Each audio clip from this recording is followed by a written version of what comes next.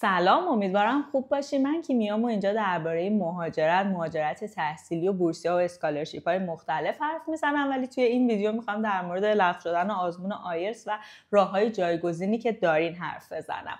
همونطور که میدونید آزمون آیلتس توی ایران فعلا برگزاریش لغو شده. البته این اولین بار نیست که این اتفاق میفته، قبلا هم این اتفاق افتاده بود، ولی خب چون که الان زمان اپلای دانشگاه هاست و برای پذیرش گرفتن از خیلی از دانشگاه، حالا چه جدای از دانشگاه، برای گرفتن ویزا شما نیاز به مدرک زبان دارین، نمیتونین منتظر بمونیم تا ببینیم که کی دوباره میخوان آزمون آیلتس رو دوباره برگزار کنن.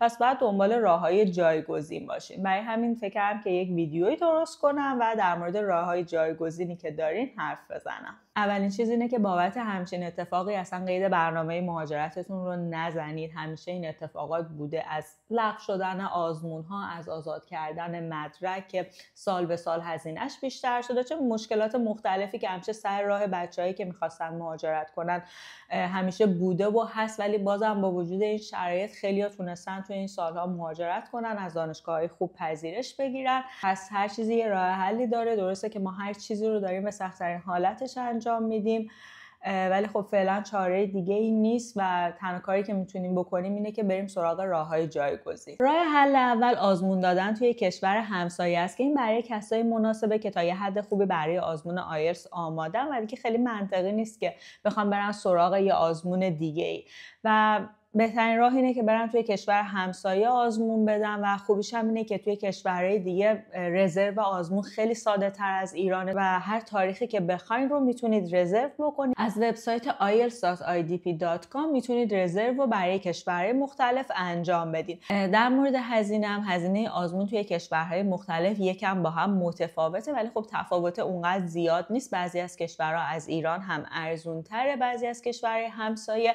ولی خب شما باید هزینه سفر و رفت و آمد و هزینه هتل رو هم بدین.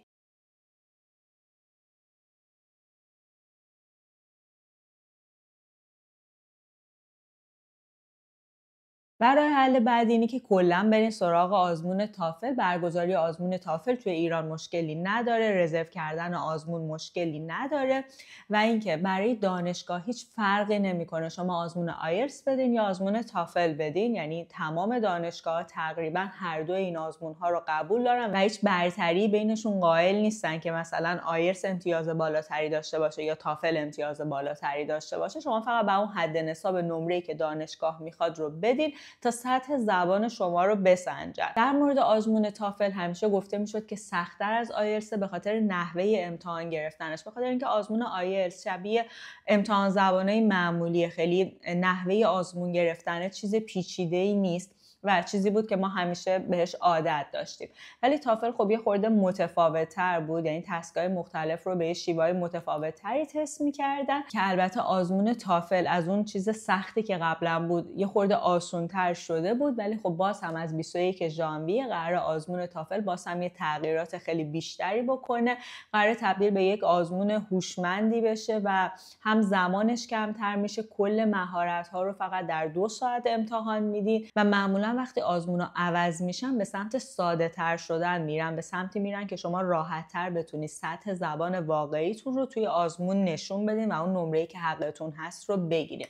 پس حتما با آزمون تافل هم فکر بکنید و این تغییراتی هم که اتفاق افتاده، خب هنوز آزمونی برگزار نشده، نمونه سوالی ازش نیست، ولی چیزی که گفته شده ظاهراً خیلی منطقیه، خیلی ساده است. مثلا یک بخشی از اسپیکینگش اینه که شما فقط یک سری جملاتی که گفته میشه رو تکرار میکنید، یعنی اصلا لازم نیست هیچ جمله‌ای از خودتون بسازین. اینش واقعا جالبه. البته که خب این فقط یک بخشی از اسپیکینگ، بخشای دیگه هم داره. و چیز جالبی هم که این آزمون تافل جدید قراره داشته باشه اینه که آزمون هوشمنده، یعنی هر چقدر شما جواب سوالات رو بهتر بدین و اون سیستم هوشمندش، اون هوش مصنوعی ببینه که سطح زبان شما بالاتره، از شما سوالهای پیشرفته تری میپرسه و خب شما نمره بالاتری میگیرید. پس اون چیزی که قبلا میگفتن آیلتس بدین چون راحت تر از تافله، یه چیزی که برای قبلا بود و حالا با اون آزمون جدیدی که اومده و شرایطی که الان هست قطعا تافل هم میتونه انتخاب مناسبی باشه. در مورد آزمون‌های آنلاین هم، یعنی تافل هوم ادیشن و آیلتس آنلاین، تافل هوم ادیشن رو دانشگاه‌های بیشتری قبول دارن نسبت به آیلتس آنلاین، ولی بازم نمیشه گفت که 100% دانشگاه تافل هوم ادیشن رو قبول دارن. هستن دانشگاهایی که قبول نداشته باشن. پس اگر که میخواین آزمون‌های آنلاین رو انتخاب بکنید، فقط در صورتی این کار رو بکنید که برای یک دانشگاه مشخصی دارین اپلای میکنید و مطمئنی که اون دانشگاه مدرک رو قبول داره. حتی با دانشگاه قبلش مکاتبه بکنید، یا اینکه مثلا ممکنه که پذیرش مشروط گرفته باشین، بعدش بخواید با دانشگاه مکاتبه بکنید که بگین براتون امکان دادن آزمون توی سنتر نیست. ولی خب بازم من خیلی پیشنهاد نمی‌کنم که سراغ آزمون‌های آنلاین برین، چون به هر حال هم انتخاباتون رو محدود میکنه توی انتخاب دانشگاه و همین که به نظر من خیلی منطقی نیست. شما دارین همون هزینه رو پرداخت میکنید ولی در نهایت مدرکی میگیرین که ارزش و اعتبار کمتری داره و اینکه یه سری جا هم کلا مثلا اعلام کردن که این مدرک رو قبول ندارن.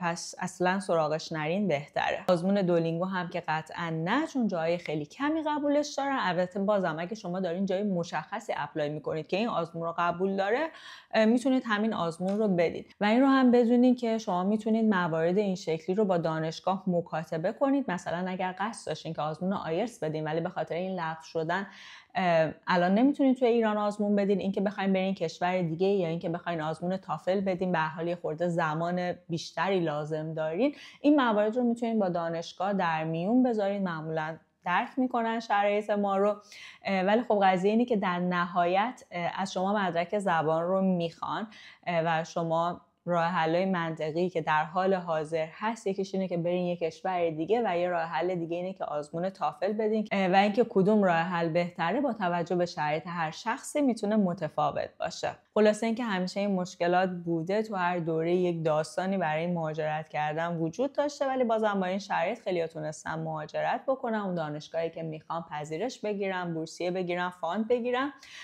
پس ناامید نشین، برنامه مهاجرتتون رو به خاطر یه همچین چیزی عوض نکنین، چون بازم من خیلی میبینم داره تبلیغاتی میشه که حالا که آزمون آیلتس نمیتونین بدین، مثلا برین فلان دانشگاهی که آزمون نمیخواد، یا فلان کشور برین مثلا دوره زبان اون کشور رو بگذرونین.